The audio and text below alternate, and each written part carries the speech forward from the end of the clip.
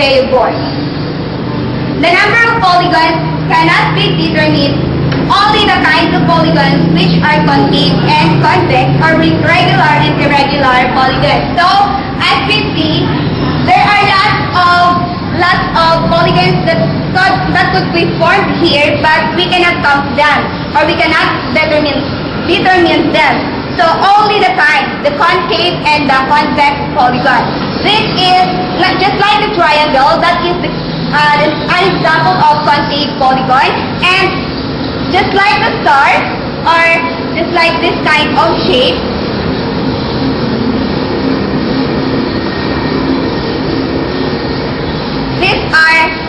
This is one kind. This is convex polygon because if there is no opening here, so that is the convex polygon. So there is no lines of symmetry for those convex polygons. There is no lines of symmetry. The next question. How many lines of symmetry does each polygon have? How many? Then, some of them do not have lines of symmetry. But if it is regular polygon and has equal number of nails, just like in the square, just like here in the square,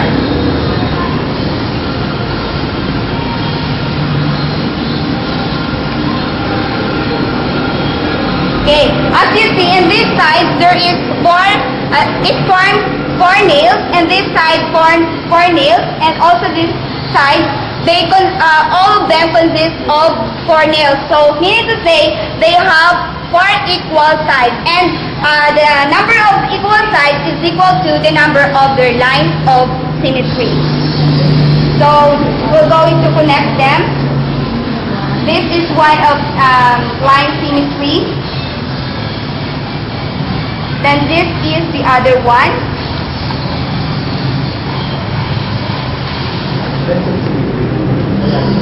Here in the here at the center is the other one, and here at the center is the other one. So there is 4 lines of symmetry, and 4 line symmetry meaning to say there is 4 congruent shapes that they will form. You use 5 nails. Okay. So that you can play till a rubber band at the middle.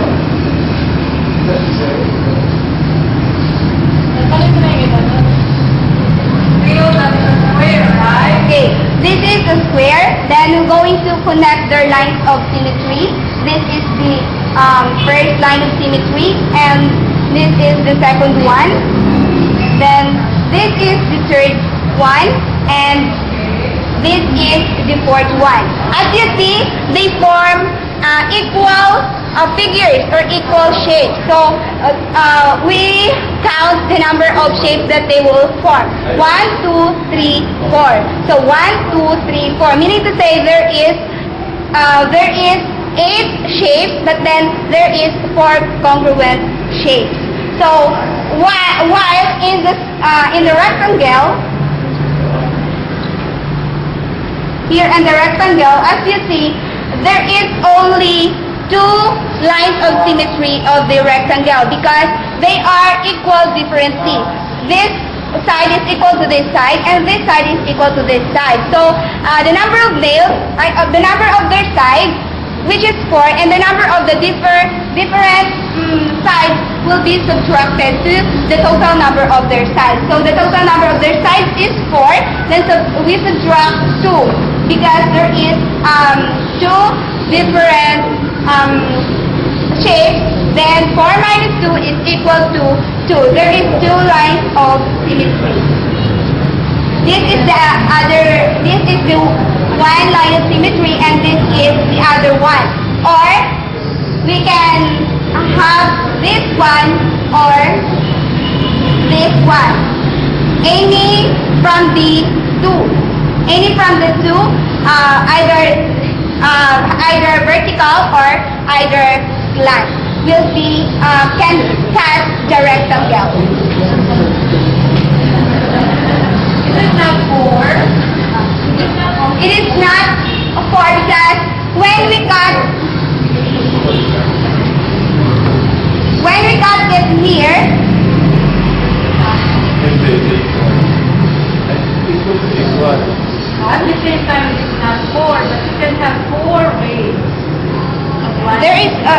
drawings, but we cannot,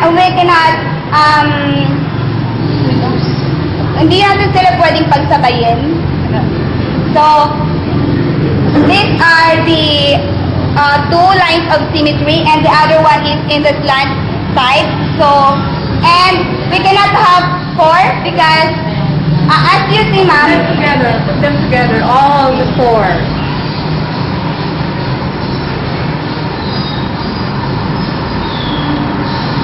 as you see, these are not equal. This side, Dito lang. Yeah. Oh. The other one. this side is not congruent to this side, ma'am. Because not just like in the square, they are congruent, they are equal. This side, I will remove this one, ma'am, so that we can see the difference. This one is congruent to this side, and this side is congruent to this side. Meaning to say, the shapes are not equal. They are equal differently. So the opposite sides are all the opposite sides are only the equal.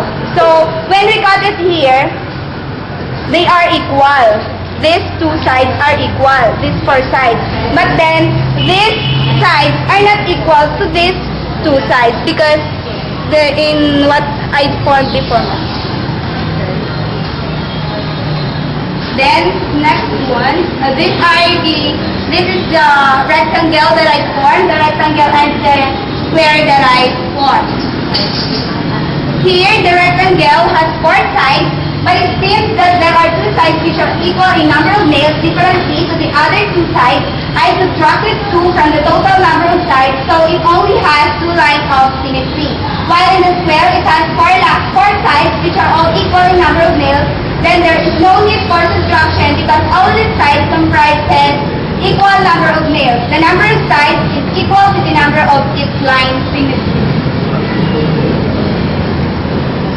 What formula can you formulate to easily get the number of line symmetry? These are the formula that I invented or I discovered. So n is equal to s for the polygons which sides are all equal. For example, for the square has all sides equal. So 4 is equal to 4. And for this n is equal to s minus c for the polygons which are not all equal in size. So n is equal to the total number of line symmetry, s is equal to number of sides, c is equal to the number of sides which are not equal to the other sides or which are different. For example, in finding the line of symmetry of the isosceles triangle. So we all know that the isosceles triangle have two equal sides and have one side which are different from the two. So n is equal to s. The size of the triangle is equal to 3 minus 1. 1 is the different, the sides which are different. So the number of line symmetry of the isosceles triangle is equal to 2. That the formula you invented reliable. Why? Maybe because I studied this topic and I also rely to the internet.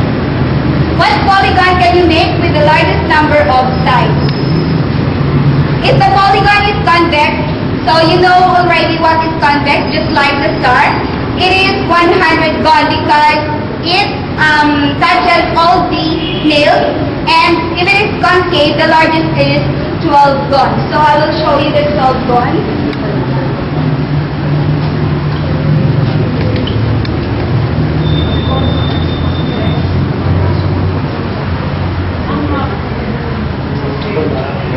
Using the J word, they are confused.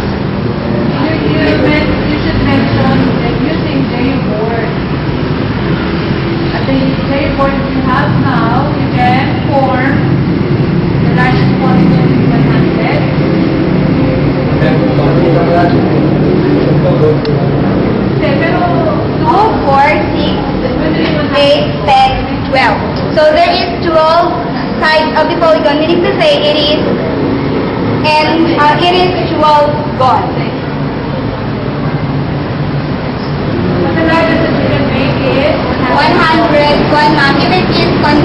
convex. Okay, from that this is the confused. So using the J board, the polygon that we can make with largest number of sides is 101.